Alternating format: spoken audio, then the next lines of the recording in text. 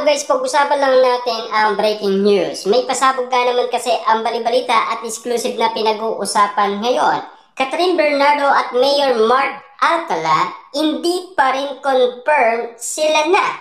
Bakit kaya ganito lahat ng mga pinag-uusapan after spotted sila sa NAIA? Lalong-lalo na iisang place lang or bansa ang pinuntahan nila. Ang bulong-bulungan nga naman kasi nagkakaroon na ng resibo at ebidensya patungkol umano sa kapatid ni Mayor Mark Alcala. Pero ang tanong, ano nga ba talaga ang tunay na namamagitan kina Mayor Mark Alcala at Catherine Bernardo?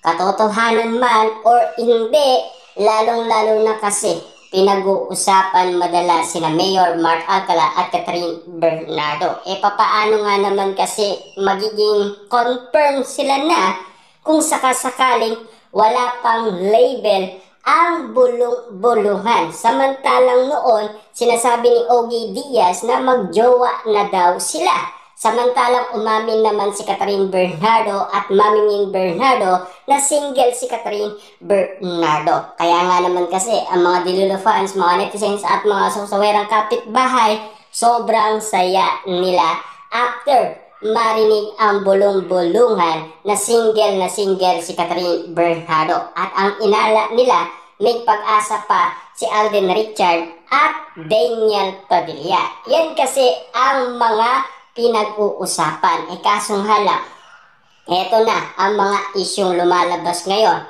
patungkol kay Mayor at Catherine Bernardo. Meron pa nga tayong naririnig na spotted daw talaga si Catherine Bernardo sa Lucena na nakikipagkita daw kay Mayor Mark Alcala. Yan kasi ang mga pinag-uusapan. Ayon kasi sa balibalita, madalas daw si Catherine Bernardo sa Lucena. Kaya nga naman kasi inahanap-hanap ng mga Dilulo fans. Kaso nga lang, nakikita si Catherine Bernardo sa Lucena. Yan kasi ang kinagulat ng karamihan. Lalong-lalo na ang mga bulong-bulungan. Kung hindi pa talaga confirm at hindi pa talaga andang magsalita si Catherine Bernardo at Mayor Mark Alcala, malamang sa malamang baka may pag-asa pa ang ex-boyfriend ni Catherine Bernardo. Hindi kaya ganyan ang gusto ni Catherine Bernardo? Kailangan pa bang umabol ni Daniel Padilla at kailangan pa bang suyuin muli ni Daniel Padilla si Catherine Bernardo? Or susuko na lang si Daniel Padilla at mag-aanap na lang siya ng panibagong Catherine Bernardo sa buhay niya? Na alam naman natin kasi ang sinasabi ng mga netizens at mga sausawerang kapitbahay, kasalanan naman daw ni Daniel Padilla ang lahat kung bakit napunta si Catherine Bernardo sa iba. Pero ang kapalit naman ni Daniel Padilla ay same daw na bad boy.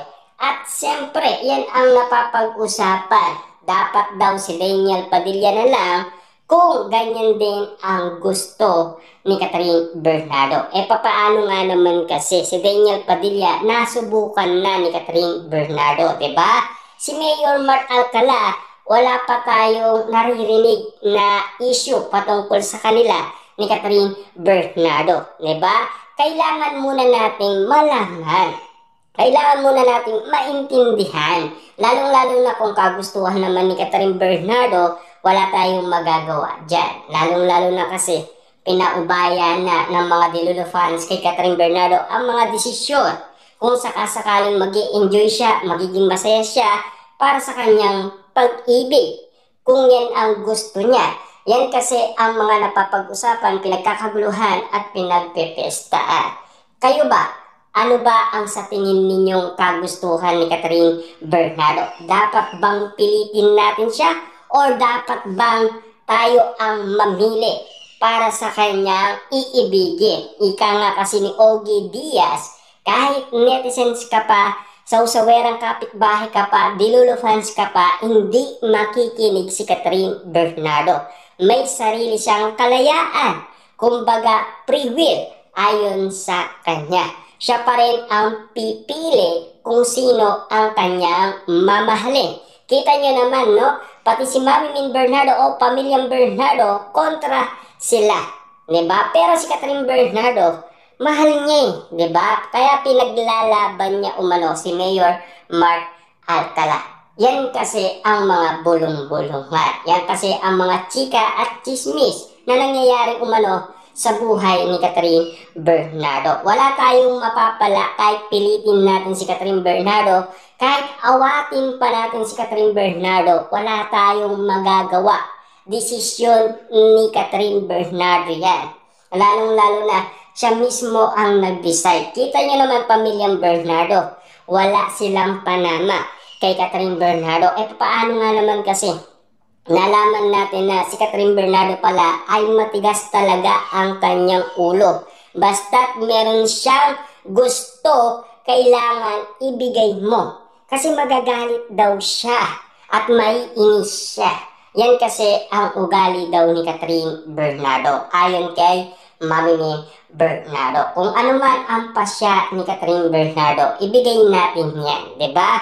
Lalo-lalo na kasi ang dami na nating naririnig umano kay Catherine Bernardo na pinag-uusapan ang patungkol umano sa kanyang buhay pag-ibig. Lalo-lalo na pinipilit siya na mamili, di ba? Kailangan kusa si Catherine Bernardo kasi mahihirapan tayo kung ibibigay natin ang iba. Kung sakasakaling ayaw naman ni Catherine Bernardo, wala tayong magagawa. Kahit pilitin pa natin siya, desisyon pa rin ni Catherine Bernardo ang susundin niya. Kita niyo naman, di ba? Marami ang pagkaka-compare na ginagawa umano ang mga netizens at mga sausawerang kapitbahay para mapansin lang ni Catherine Bernardo. Pinansin ba ni Catherine Bernardo? Hindi naman eh, di ba? Kasi meron siyang sariling desisyon. Choices niya yan eh. Kahit sabihin natin bad choices ang umibig ng isang politiko or lalong-lalo na sabihin man natin kawawa si Catherine Bernardo, grabe ang expectation sa kanya pero ganito ang gusto niya.